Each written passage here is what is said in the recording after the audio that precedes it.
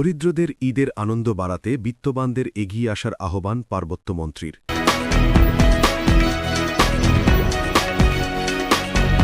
পাহাড়ের দরিদ্র জনগোষ্ঠী যেন উৎসবমুখর পরিবেশে পবিত্র ঈদ উল ফিতর উদযাপন করতে পারে, সে লক্ষ্যে সমাজের বিত্তবানদের সাহায্যের হাত বাড়িয়ে দেওয়ার আহ্বান জানিয়েছেন পার্বত্য চট্টগ্রাম বিষয়ক মন্ত্রী দীপেন দেওয়ান।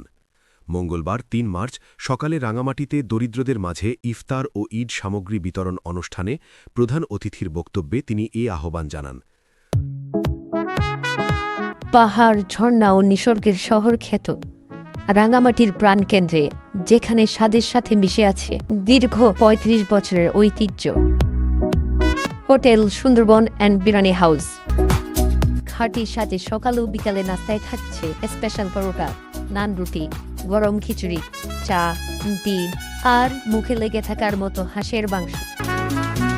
দুপুর ও রাতের খাবারে রয়েছে রাজকীয় আয়োজন, সুস্বাদু বিরিয়ানি, সাদা ভাত, গরুর মাংস, দেশি মুরগি, হাঁসের মাংস, কাপ্তাই লেকের রুই, কাতল, কালীবাউস, বোয়াল, ছোট মাছ সহ রকমারি মাছের পদ এবং শুটকি ভর্তা, মাছ ভর্তা, বেগুন ভর্তা সহ আরও বিভিন্ন রকম দেশি সবজি।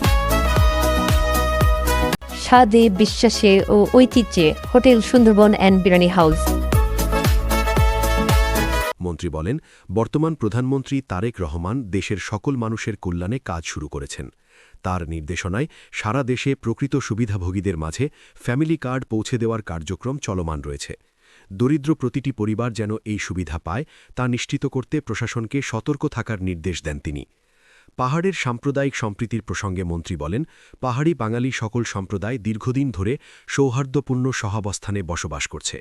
ভবিষ্যতেও এই সম্প্রীতি অটুট রেখে সকল সম্প্রদায়ের উৎসব আরও সার্বজনীনভাবে উদযাপনের প্রত্যাশা ব্যক্ত করেন তিনি। অনুষ্ঠানে রাঙামাটির বিশিষ্ট ব্যবসায়ী শাহাবুদ্দিনের পরিবারের পক্ষ থেকে স্থানীয় দরিদ্রদের মাঝে ইফতার ও ঈদ সামগ্রী বিতরণ করা হয়।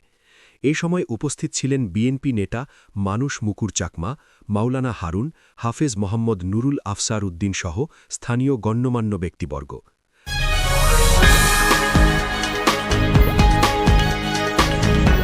আহমেদ রুস্তম রায়হান, নির্বাহী সম্পাদক, সাপ্তাহিক পার্বত্য কণ্ঠ।